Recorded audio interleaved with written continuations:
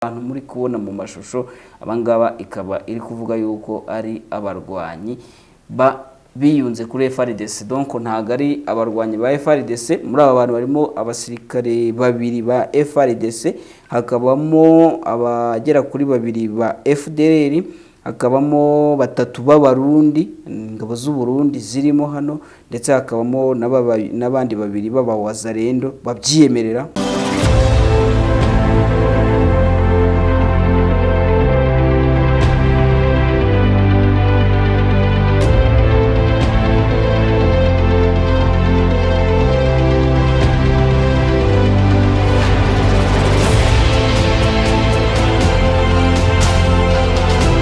Okay, muracyakomeje gukurikira Bwiza TV rero nshuti bakunze bacu, reka twongere tubasuhuze kandi tunabahe ikaze. Ndi Shadrack Niyonsenga nkaba mbasuhuza mbaha ikaze mu kiganiro kigaruka ku makuru akomeje kuvugwa hirya no hino mu isi, ariko by'umwihariko tukaba tugiye kwibanda mu burasirazuba bwa Repubulika ya Demokarasi ya Kongo, ahari kuvugwa amakuru arimo ko M23 noneho yagaragaje ikimenyetso cyakwitwa ko cyo simusiga kigaragaza ko mubo ihanganye nabo harimo abasirikare b'u Burundi, hakabamo ingabo za FDLR niba ari ingabo cyangwa niba ari inyeshyamba, hakabamo kandi abawazarendo. Gusa mubo bagaragaje ntago harimo umuwagina, ariko bavuze ko nawe ari we utahiwe kuko ngo ni bamufata bazamushyira ahagaragara. Amashusho rero nza kugenda mbashyiramo mukaza kubabona abo bantu M23 yagaragaje barimo abo barwanyi b'iyo coalition y'abantu batandukanye ivuga ko ari abo yafatiye ku rugamba baje kuyirwanya muri coalition ya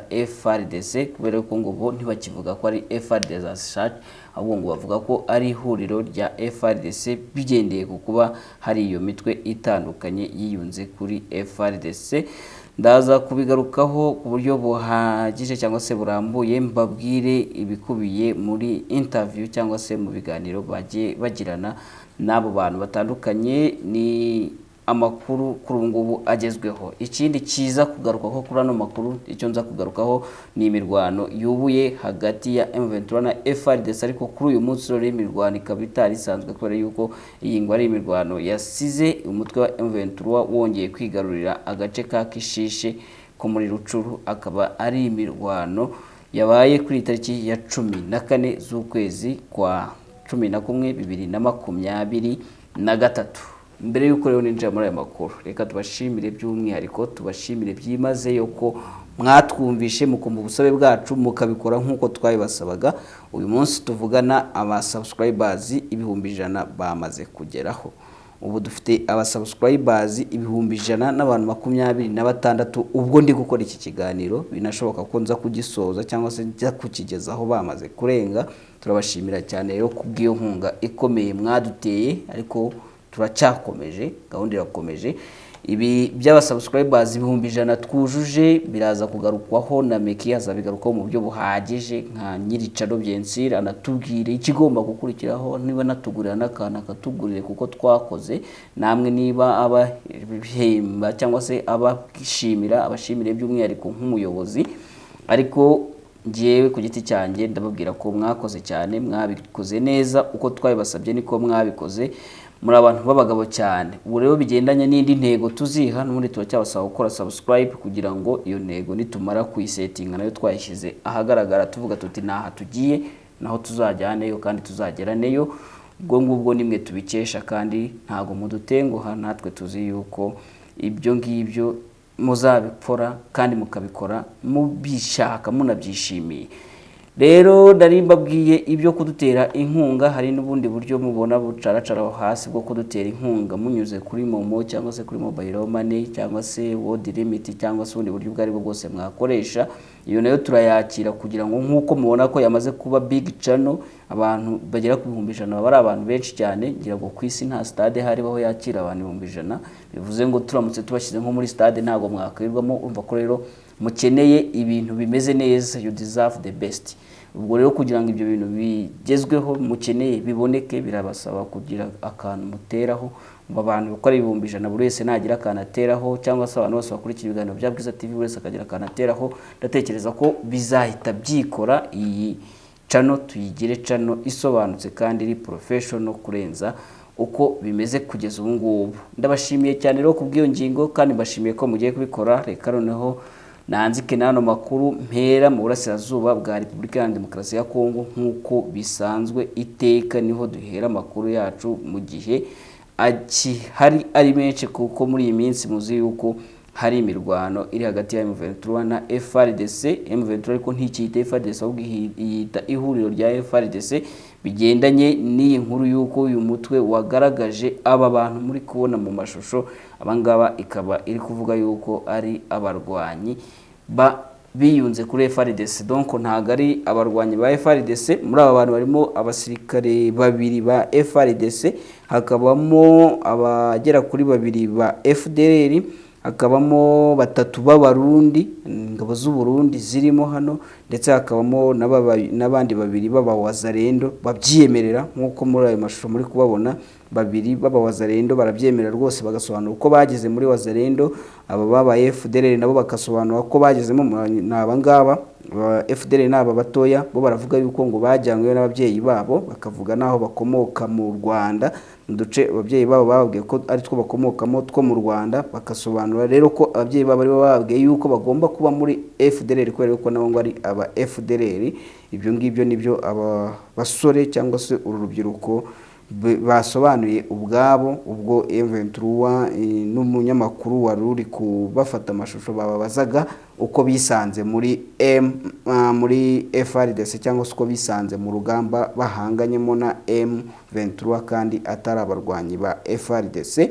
Abarundi nabo bagiye basobanura aho bakomoka, bagasobanura amatrikire zabo. Ni abangaba bagasobanura amatrikire zabo zo bakoresha nyine mu gihugu cy'u Burundi, bagasobanura igihe binjiriye igisirikare. Barimo n'uyu w'umusaza, umusaza nawe agenda asobanura uko yagiye mu gisirikare, bagasobanura uko bageze muri Repubulika ya Demokarasi ya Kongo, uko nyine bagiye mu gikorwa boherejwemo na leta. Bakavuga yuko nyine ari imirwano bari bagiyemo kurwanya M23. Ibyo M23 ivuga ko ari byihora igaragaza abantu bakabica amazi, ko noneho ubu ngubu aricyo yari igamije mu kubagaragaza, ngo yari igamije kugira ngo ishyire ukuri ahagaragara. Ikavuga ko binyuze nyine mu muvugizi wayo Wiringoma yavuze yuko ubundi babizi ko bitemewe ko abantu nk'aba ngaba berekana, ariko ati byabaye ngombwa ko twaberekana kugira ngo dushyire ukuri ahagaragara, kubera yuko iteka turabivuga bakabihakana, bakavuga ngo ntabahari, bakavuga ngo ni FARDC duhanganye yonyine. Ariko uyu munsi twagaragaje aba bose kugira ngo ukuri kujye ahagaragara. Rero ni abarwanyi bo mu mitwe itandukanye. Ikindi Wiringoma yavuze muri iki kiganiro, yavuze yuko ngo ikintu barwaye ari ukuzafata umuwagina, ngo barashaka kuzafata n'umuzungu n'abari abawagina bo muri baba mercenary b'abazungu, nabo bakazamwerekana nko kugira ngo bashire ahagaragara amashira cy'inyuma, kuko akenshi barabivuga ntibihabwe agaciro cyangwa se abantu bakabirwanya. Hanyuma ikindi Wiringoma yavuze muri iki kiganiro, yavuze ko ari shame ikomeye cyangwa se igisebo gikomeye ku muryango nka UN, umuryango nka MONUSCO, nk'ingabo zayo za MONUSCO nyine UN n'ingabo zayo za MONUSCO, kuba ngo ziri hariya mu burasirazuba bwa Repubulika ya Demokarasi ya Kongo. Kuri ubu zikaba ziri kuvuga ko zamaze kwifatanya na FARDC mu kurwanya M23. Akavuga ati ntago byumvikana ukuntu abantu nk'abariya b'abanyamwuga UN nk'umuryango mpuzamahanga bashobora kwifatanya n'aba bantu muri kubona, nk'aba ba wazarendo muri kubona, nk'aba ba FDLR muri kubona. Iyi coalition imeze gutya, UN nayo ikifatanya nayo, ati ni igisebo gikomeye ku muryango mpuzamahanga. Ndumva rero ari ibyo naba mvuze kuri aba bagabo M23 yashyize ahagaragara cyangwa se yerekanye. Ahubwo reka mpite ngera kuri no nkuru y'imirwano yabaye kuri uyu munsi. Inkuru mushobora gusanga kuri bwiza.com iravuga ko imirwano hagati ya M23 na FARDC n'abafatanyabikorwa bayo yobuye kuri uyu wa kabiri ku itariki ya 14 z'ukwezi kwa 11, ikaba yakomereje ahantu hatandukanye muri Kibumba, Buhumba no kugeza Kishishe na Bambo muri teritwari za Rucuru na Kirorirwe. Amakuru aturuka aho ngaho haremeza ko ngo byabaye mu gitondo cyo kuri wa 14 nyine, aho ngo inyeshyamba za M23 zongeye kwigarurira agace ka Kishishe ko muri grupoma ya Bambo teritwari ya Rucuru, nyuma y'amezi 12 zishinzwe kuhicira abasivili basaga 100 byo byabaye ku itariki ya 30 z'ukwezi kwa 11/2022 ariko ibi birego M23 yabiteye utwatsi yivuye inyuma. Ku rundi ruhande biranavugwa ko ngo muri iki gitondo cyo kuri wa kabiri byensire muri teritwari ya Nyiragongo indege y'intambara ya Sukhoi 25 ya FARDC yarashe ku birindiro bya M23 mu mudugudu wa Bulambo. Ni nyuma yaho kuwa mbere nabwo kuva mu gitondo kugeza nijoro imirwano yumvikanaga mu bice byinshi byo muri Rucuru birimo Terero, Katoro, Masayi na Cayi mu birometero nka 5 gusa uvuye Ikishishe. Ni imirwano kandi yari irimo imbunda nini n'intoya, aho uruhande rwa guverinoma ruvuga ko FARDC yabashije kubuza inyeshyamba za M23 kugera muri Kishishe, bikaba ngombwa ko M23 ngo yifashisha intwaro nini yazanwe mu modoka ya Jeep, ariko ngo nayo ikarokokera hamana ibisasu by'imbunda za FARDC nyine ngo zikabasha gutuma iyo ntwaro nini ibasha kuhagera. So iyo Jeep rero ngo byabaye ngombwa ko ijya gushaka indi nzira kugira ngo icike amabombe y'igisirikare cya leta nk'uko bitangazwa n'urubuga rwa Tazama RDC kuri Twitter. Akaba aribwo nyine rutangaza ko ngo M23 yari yazanye iyo Jeep ifite iyo mbunda nini, ariko ngo nayo bakayibuza amahwemo. Byensire urumva ni ku ruhande rwa leta, nta kundi yabivuga. Iyi Tazama RDC ikunda kuba ibogamiye kuri Repubulika Iharanira Demokarasi ya Kongo. Hagati aho ikindi kiriyo nuko sosiyete ya Virunga Energy yatangaje ko yabashije gusana umuyoboro ugemurira umujyi wa Goma amashanyarazi wari wugarijwe n'imirwano donc aya mashanyarazi yari yabanje gukurwaho nyuma y'imirwano yabereye muri Nyiragongo, ariko ibyo bikaza gutuma Goma ijya mu icuraburindi mu gihe cy'icyumweru cyari kirenze. Kuri ubu rero Virunga Energy ikabitangaza ko Goma yongeye kubona amashanyarazi. Ikindi cyavugwa twababwira kiri hariya muri Repubulika ya Demokarasi ya Kongo mwaya masaha tukomeje kuvuga nuko ubu tuvugana hari abasirikare, donc hari imiryango ntago ari muri Repubulika ya Demokarasi ya Kongo neza nubwo bifitanye isano, ariko ni imiryango y'abasirikare b'u Burundi bishwe na M23 kuri ngubu ivuga ko iri mu gihirahiro. Ikaba ari imiryango rero y'abasirikare b'u Burundi boherejwe muri Repubulika Iharanira Demokarasi ya Kongo kuri ngubu ivuga ko iri mu gihirahiro nyuma yuko abayo baguye muri iyo mirwano bishwe n'umutwe wa M23 byensire, none ubungubu bakaba badahabwa amakuru. Mu minsi ishize byari byamenyekanye, donc twakomeje kugaruka ku makuru atandukanye n'ibindi binyamakuru bitandukanye bikagaruka ku makuru avuga ko ari abasirikare b'u Burundi bishwe na M23, abandi uyu mutwe ukabafata mpiri, barimo n'aba ngaba nakomeje kubereka bavuga ko nabo M23 nayo ivuga ko yabafashe ikabafatira ku rugamba bari kwirwanya. Nyuma y'iyo mirwano ikomeye rero yasakiranyije impande zombi mu bice bya teritwari za Masisi na Nyiragongo, amakuru Kongo aravuga ko Burundi bwahisemo guha Repubulika ya Demokarasi ya Kongo ingabo zo kuyiha umusada, ariko bikaba byarabaye mu masezerano yabaye hagati ya Perezida Felix Antoine Tshisekedi wa Repubulika ya Demokarasi ya Kongo na Evariste Ndayishimiye, ariko akaba amasezerano y'ibanga ataratangajwe. Kuri ngubu rero hakaba hari abasirikare bagera kuri 12 barimo umufite ipeti rya majoro twakunze kumugaruka mu makuru atandukanye, bimaze kumenyekana ko baguye muri iyo mirwano ihuje FARDC na M23. Bonga nyine bakaniyongeraho byensire bariya twakomeje kubona bafashwe na M23. Ubu rero imiryango yabo iri mu gihirahiro. Abandi bantu kandi twanababwira barimo abo bavugwa ko imiryango yabo iri mu gihirahiro barimo uriya byensire Major Ernest Gashira hamwe wapfuye, yari afite matricule cyangwa se nimero imuranga mu gisirikare y'igihumbi 677, akaba yarapfuye afite imyaka 43 y'amavuko. Abandi barimo Soldat Première Classe Evariste Uwimana, we yari afite matricule ya 28,964. Hakazamo Soldat Première Classe nibari Goridier Uwimana, we afite matricule 26,362, na Jida Ezekiel Ndayishimiye bwazanye afite iriya matricule reka zose rekirwa zisoma, hakazamo Caporal Chef Jerome Kabura nawe afite iriya matricule, na Soldat Première Classe Freri Musabarakiza uzwi nka Masabo nawe afite iriya matricule. Aba bose bakaba nyine bari mu bo M23 yataye muri yombi cyangwa se yafashe.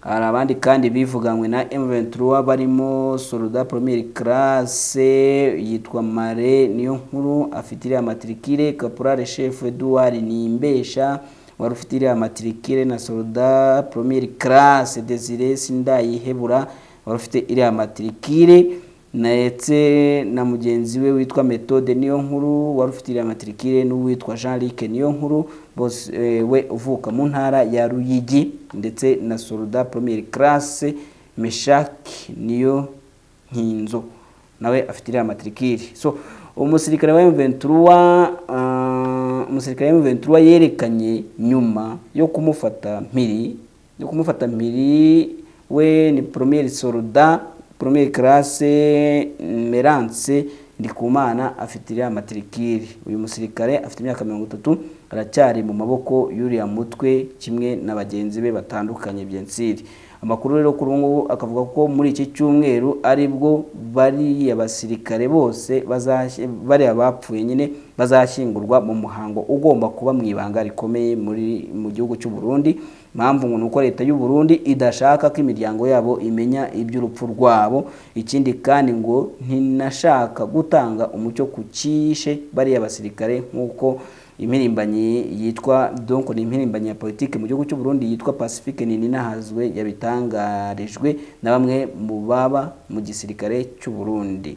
Leta y'u Burundi ikaba iteganya gushingura bari abasirikare, nyamara hari imiryango myinshi itagira amakuru yaho imirambo y'abantu babo iherereye. Abatanze amakuru bakaba bavuze ko gushingura abasirikare baguye mu ntambara ya M23 na Kongo muri Kongo birimo bikorwa mu buryo butangaje. Bakavuga bati kirazira ko gushingura bibera rimwe, kirazira kandi ko imiryango yabuze abayo imenyana. Uko niko mu Burundi bimeze, ibyo ngibyo ngo birazira. Ubwo rero ni inkuru ndende mushobora kubona kuri bwiza.com isobanura ko bari abasirikare ubungubu bose imiryango yabo iri mu gihirahiro. Andi makuru akavuga ko ngo mbere yuko igihugu cy'u Burundi cyohereza abasirikare bacu muri Republika ya Demokarasi ya Kongo, ngo ibihugu byombi byumvikanye ko Kongo izajya yishyura ibihumbi 5 by'amadolari kuri buri musirikare wese w'u Burundi uzoherezwa muri Republika Iharanira Demokarasi ya Kongo. Aya mafaranga akiyongeraho umushahara w'amadolari 200 Republika ya Demokarasi ya Kongo igendera bari abasirikare nk'umushahara. Gusa andi makuru nayo akavuga ko ayo bari abasirikare bahabwa ari make cyane.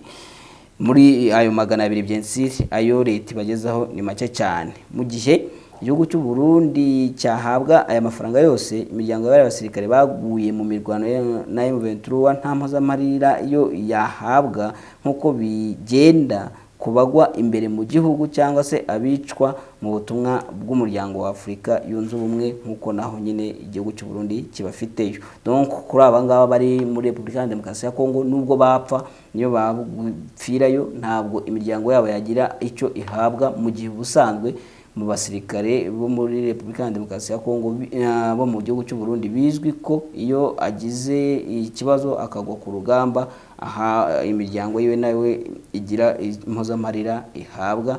Ariko kuri iyi nshuro ubungubu abangaba bo kubera ko n'uburyo bagiyemo butazwi nta kintu imiryango yabo izagenerwa. Reka rero nsoreza ahangaha kuri update ziri kuvugwa muri Republika ya Demokarasi ya Kongo, cyane ko mu biganiro byacu biza gukurikiraho amakuru tuza kuyaganiraho ku buryo buhagije tukaza yasesengura byimbitse. Ubwo ngaruke hano mu Rwanda bijyanye na update nazo zihari, mbabwire yuko Twahirwa kuri ubu ngubu bivugwa ko yigambye ko yarashe umugore mu gitsina bikubiye mu buhamya. So kuri uyu wa 13 Ugushyingo 2023 urukiko rwa rubanda rwa Buruseli rwakomeje kuburanisha Twahirwa Seraphin na Basabose Pierre bakurikiranyweho ibyaha bya jenoside n'ibyaha by'intambara. Mu masaha y'ikigoroba kuri uwo munsi nyine w'ejo hashize humviswe ubuhamya bw'umutangabuhamya w'imyaka 67 y'amavuko waturutse mu Rwanda. Ni umwe mu barokotse jenoside yakorewe abatutsi mu mwaka wa 1994, interahamwe zikaba zaramurashe isasu kwitako. Uyu mutangabuhamya yasobanuye ko yabaye ikarambo mu Gatenga kugeza muri Mata 1994, kandi ko yarazi Twahirwa nawe wari uhatuye, cyane ko ngo urugendo rwo kuva mu rugo rwe ujya mu rundi rw'uyu mutangabuhamya rwatwaraga iminota itarenze 10. Uyu mutangabuhamya rero yavuze ko mbere y'itariki jenoside yabayeho byensire, Twahirwa ngo yayoboye interahamwe mu bikorwa byinshi by'urugomo akanazigisha imbunda. Kuri uyu mufungwa yagize ati yitwaga Kihebe bitewe nuko yafataga abagore ku ngufu, umugore wese yashakaga yaramurongoraga. Umunyamategeko wunganira abaregera indishyi yasabye uyu mutangabuhamya gutanga ubuhamya ku rupfu rw'umugore wo mu Gatenga witwa Mukamusangwa Marita ndetse n'umukobwa we Clotilde. Uyu mutangabuhamya nyine yasobanura ko Twahirwa yamwisha amurashe isasu mu gitsina amuziza ko yanze ko baryamana. Ati mu magambo ye nyine n'umutangabuhamya, Twahirwa yigambye byose, ntacyo yatinyaga kuvuga. Twahirwa yaje yigamba ko yishe Marita amurashe isasu mu gitsina cye akamwicana n'umwana we. Uyu Marita yakoranaga na Twahirwa muri minisiteri yari ishinzwe abakozi Minitrap. Ku itariki ya 7 z'ukwezi kwa 4 1994 ngo nibwo Twahirwa yateye urugo rw'uyu mutangabuhamya maze amubwira hamwe n'umugabo we ati bene wanyu bose nabamaze mpereye ku murongo. Mu bo yavuze harimo n'uriya Marita, ndetse yanasobanuye ko yishe n'umwana we kugira ngo atazamubaza aho yashyize nyina. Abanyamakuru babiri badukurikiranira iyi nkuru donc bayikurikiranira Bwiza TV na bwiza.com byensire mu rukiko bavuze ko ubwo uyu mutangabuhamya yari amaze kuvuga kuri uru rupfu rwa Marita, Twahirwa yabaye nk'ubuzeho akwirwa, areba impande zombi yishima mu mutwe, nyuma afata ikaramu atangira kwandika. Maître Vincent Rukin wunganira uyu Twahirwa yabajije uyu mutangabuhamya niba ibyo avuga yarabyiboneye, asubiza ko uyu mufungwa ubwe yabimwibwiriye. Ati imbunda yagendanaga n'inkota iriho amaraso byakoraga iki? Nge naramwiboneye afite amasasu, za grenade, inkota iriho amaraso ndetse n'imbunda. Ubwe yanyibwiriye abantu yishe. Ikindi mushaka ni iki? Uyu munyamategeko wunganira wunganira abaregera indishyi yavuze ko jenoside isobanuye kubanza kwica yavuze ko jenoside isobanuye kubanza kwica abagore n'abana, afatira urugero kuri Marita n'umwana we. Ati uburyo Twahirwa yishemo Marita bakoranaga ni igikorwa cy'ubugome ndengakamere kigamije kwangiza ibice ubusanzwe bizwiho gutanga ubuzima. Yakomeje asobanura ko Twahirwa yashakaga kurimbura abatutsi. Ati kuba nyuma yo kumwica yarishe umukobwa we witwa Clotilde, avuga ko amwishe kugira ngo atazamubaza aho nyina ari, ni igikorwa cy'ubunyamaswa. Kwica umwana biba bigamije kurimbura burundu. Umutangabuhamya yigize kuvuga ko abonye Twahirwa yamwica urubozo bitewe nuko yagiriye nabi abatutsi. Ati nuko nakiriye agakiza, atari ibyo mbonye Twahirwa namwica mbanje kumwica urubozo, nkabanza nkagenda muca ibice by'umubiri kuko yatugiriye nabi.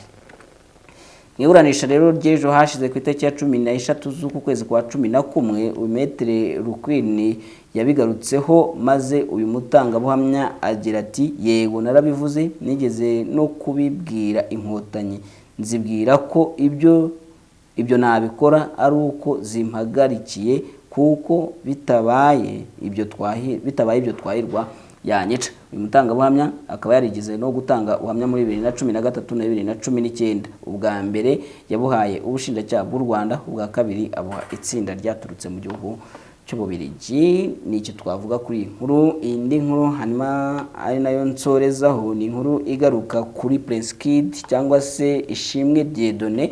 Muzi yuko urukiko rukuru rwamuhamije icyaha cyo gusambanya abakobwa bitabiraga irushanwa rya Miss Rwanda ku gahato, rukamukatira imyaka 5, ariko kuri ngubu akaba atari yaboneka ngo afungwe. Ubu rero umuvugizi wungirije wa guverinoma y'u Rwanda akaba ari Alain Mukurarinda aremeza ko Prince Kid aramutse atitabye ubutabera ngo hakwitabazwa Interpol cyangwa se polisi mpuzamahanga.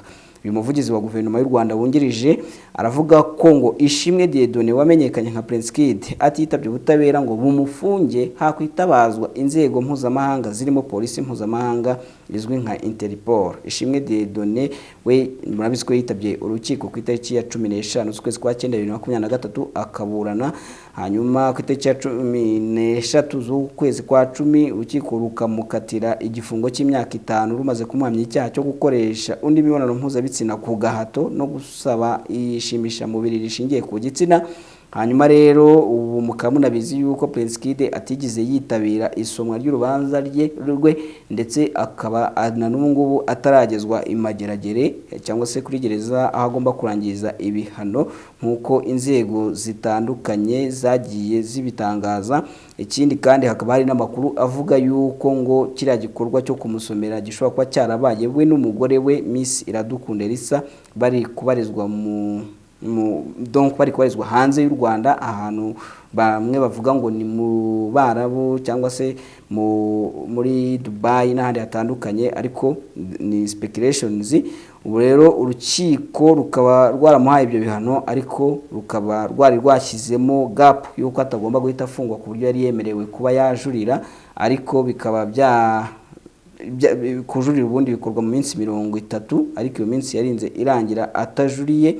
Kuba rero iyo minsi yararangiye atajuriye byatumye hibazwa ikigomba gukurikiraho, ari nabwo buryo na Remuku cyangwa se umuvugizi wa guverinoma y'u Rwanda wungirije yabajijwemo ikigomba gukurikira. Hanyuma rero mu kiganiro yagiranye uyu Remuku n'umuyoboro wa YouTube witwa Max TV, yavuze yuko ngo Ishimwe aramutse atitabye ubutabera hashobora kwitabazwa ya polisi mpuzamahanga kugira ngo agaragare cyangwa se afatwe abe yajyanwa muri gereza kurangiza ibihano bye. Mu magambo ye Remuku yagize ati iyo udahari nyine bitangira processus yo kugufata, waba uri mu Rwanda waba uri hanze. Ibihugu byinshi biri muri Interpol bakavuga bati okay, uyu muntu ntabwo yitabye kugira ngo ashyire mu bikorwa igihano yahawe. Icyo gihe Interpol ifite uko ikora ikaba yagufata. Iyo muri Interpol mwese muba mufitanye amasezerano yo guhererekanya abakurikiranyweho ibyaha cyangwa se abatorotse ubutabera cyangwa se abatarashyize mu bikorwa ibyemezo byafashwe. Urumva ko ku nzego zose amategeko afite uko abiteganya. Ubwo byavugwaga ko Ishimwe ashobora kuba ari hanze y'u Rwanda, itangazamakuru ryabajije inzego zitandukanye zitangaza ko zitafite amakuru. Zimwe muri zo zabitangaje harimo nk'ubushinjacyaha ndetse n'ubugenzacyaha, zose zatangaje yuko ibyo ngibyo bitari mu nshingano zabo ndetse ko nta makuru babifiteho. Kugeza ubu rero Ishimwe bikaba bitazwi aho aherereye, ariko amakuru nyine yo ku muhanda akavuga ko uyu mugabo ashobora kuba atari ku butaka bw'u Rwanda. Ubwo rero tukazareba ibizakurikiraho, tuzagenda nyine tubibatangariza uko tuzajya tubimenya. Gusa icyo amategeko ateganya, buriya Prince Kid aramutse atabonetse ngo yitabe urukiko cyangwa se yitabe gereza, byensi ntago ari urukiko, biteganyijwe ko ku gihe cy'imyaka nk'icumi, imyaka 10 ishize ataraboneka, Prince Kid ubwo yaba babimwere kuko igihano cye cyaba gisaje bijyandanye n'itegeko. Byo ndi kuvuga ndabona biri mu itegeko nimero 68 akarongo kaberamye 2018 riteganya ibyaha n'ibihano muri rusange mu ngingo yaryo ya 75 ivuga ku by'ubusaze bw'igihano cy'igifungo, ikavuga ko igihano cy'igifungo kitarenze amezi 6 gisaza mu gihe cy'imyaka 2 igihano cy'igifungo kingana cyangwa kirenze amezi 6 ariko kitarenze imyaka 5 gisaza mu gihe cy'imyaka 10. Igihano cy'igifungo kirenze donc ubwangaha niho ha Prince Kid amaze kuvuga aho kuva ku mezi 6 kugeza ku myaka 5 bisaza mu gihe cy'imyaka 10. Hanyuma igihano cy'igifungo kirenze imyaka 5 ariko kitarenze burundu ariko kitari burundu ntago irenga kuko ntirangira gisaza mu gihe cy'imyaka 20. Igihano cya burundu cyo iyo kiri ku byaha bisaza gisaza mu gihe cy'imyaka 30 according to Rwandan laws. Ndumva ari ibyo twaba tuvuze kuri ingingo. Hanyuma reka mbashimire mwese aho tubanye muri izi update, mbibutse no gukora subscribe again. Turakomeza kwibutsa gukora subscribe kuri YouTube channel ya Bwiza TV kugira ngo dukomeze kubana turi mu muryango mugari wa Bwiza TV, tubagezaho amakuru n'ibiganiro bitandukanye tukomeza kugenda tubategurira tukanabagezaho. Ikindi mukore share, mutange comment, mutange like, ibintu byose mubikore kugira ngo ikiganiro vibrating kigere ku bantu benshi babashe kumenya ko Bwiza TV nayo ihari kandi ikora. Gendisha Drake niyo nsenga, ndabashimiye cyane, mugire ibihe byiza.